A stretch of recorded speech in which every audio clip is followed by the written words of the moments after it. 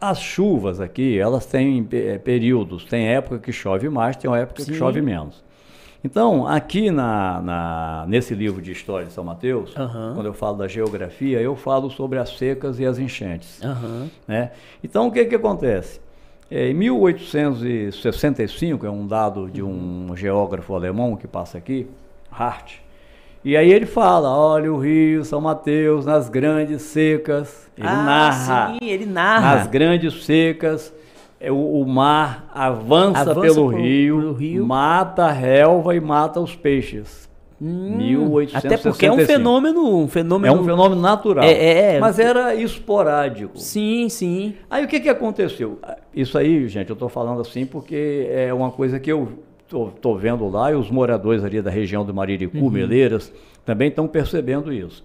Quando foi feito aquele aterro para Conceição da Barra, sim, lá para acabar com aquele problema da bugia. Sim, da bugia lá. Eles tiraram areia, eles não tiraram areia do mar para aterrar.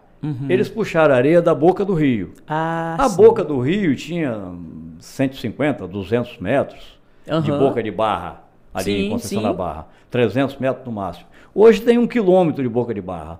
Então o mar entra muito. Então está dando prejuízo aos proprietários de terra naquela região ali de Barreiras, Meleiras, e lá na ponta, lá no Tilico, aquela região ali do Tilico, do Porto do Tilico.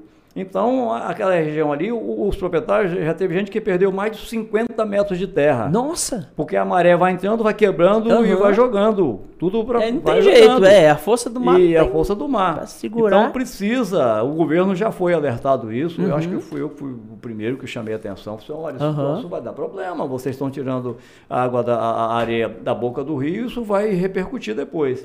E não deu outra. Então, o que está acontecendo? Agora, todo ano, salga. Não era todo ano. Por isso que quando acontecia de salgar. Por isso que eu falei, porque antes parecia que não era assim tão recorrente. E agora está todo ano, né? Agora essa questão de como existe esse fenômeno que salga, né, o rio, a gente precisa, a longo prazo, de dar um jeito de equilibrar isso com a barragem, mudar a captação daí mais para cima. Agora, a curto prazo, isso já era para ter sido resolvido. Como? Desde a época de a Rui, curto prazo, mas a aí... curto prazo é o poço, não tem outra solução. O poço Esse artesiano. poço profundo, Poço artesiano. Mas fazer um ou fazer vários? Não, são vários. Quando aconteceu lá acho que foi no governo de Amadeu, no governo de Rui, já tinha acontecido um salgamento até desse, que teve mas aquela foi pouco. Conversa de trazer um dessalinizador. Não, o troço de dessalinizador foi para Guriri, porque salga primeiro o Mariricu. O dessalinizador, ele foi colocado, mas aquilo estava iniciando o processo de dessalinização. Então era coisas experimentais. Era uma base experimental. Até a Fundação Nacional de Saúde que deu dinheiro para fazer essa base experimental, porque tem problemas disso no Brasil todo.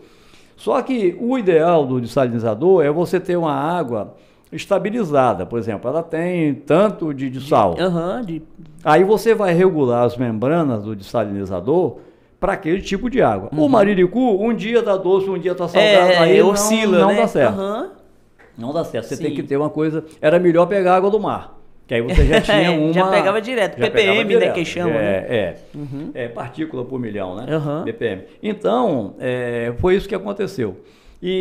Mas a solução, tanto do Guriri como de São Mateus, solução de curto prazo é poço, não tem outra. Teve uma audiência pública, acho que foi no governo de Amadeu, ou foi no governo de Laureano que salvou, não sei. Aí eu fui para a audiência, né, e pedi a palavra. E eu estava... Foi no governo de Amadeu. Foi de Amadeu? Foi de Amadeu. Que Amadeu os últimos eu já tinha feito a parte do capítulo aqui da geografia. E nas minhas pesquisas, né? Então, junto com um geólogo da Petrobras, então a gente identificou esse aquífero. Tem um aquífero embaixo de São Mateus enorme. Ele é depois da pedra, né, que é usada para fazer a louça, né? Então tem essa pedra E aqui embaixo tem uma jazida enorme dessa pedra. Então, porcelana? Para fazer porcelana. É mesmo? Olha. Então São Mateus é uma jazida muito grande. Só que ela é profunda, sim, mas é muito grande. E aí o que acontece? Abaixo dessa pedra, por isso que o pessoal que vai furar poço tem que romper uma pedra. Ah, sim. É uma pedra tipo pedra de amolar, um negócio mais ou menos assim. A pedra que não é muito dura, não. Isso é da formação lá, vulcânica, de milhões de anos atrás. E aí embaixo tem a água pura, perfeita. É mesmo? E é muita. Pode abastecer São Mateus sem problema nenhum. Aí na época eu falei isso e falei assim, olha, o que precisa fazer é uma rede de poços nos bairros. Cada bairro você tem que fazer um poço. Sim. Porque a rede aqui em São Mateus, ela sai daqui, eu acho que é com 300 ou 400 milímetros que sai daqui. Então, um poço não vai dar pressão numa rede de 300, 400. Um poço dá uma pressão numa rede de 50. Sim, na canaleta.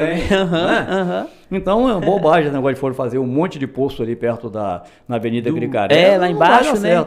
Você tem que pegar, vai lá na Aroeira, faz o da Aroeira, no Bom Sucesso faz outro. Vai fazendo e vai cortando a ponta da rede.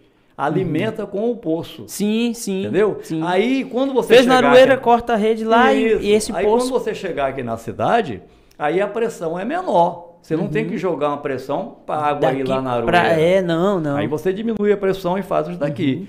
Mas não, fizeram tudo ao contrário. Aí depois, já no final do governo de Amadeu, que começaram a fazer outros poços. Outros descentralizados, e depois o prefeito deu continuidade, arranjou aí um recurso lá e deu continuidade. Mas aí choveu, o que acontece? É aquela coisa de falta de planejamento na cidade. Quando chove, aí o pessoal, acabou o problema. Não acabou. Continua a furar os poços porque sempre vai salgar.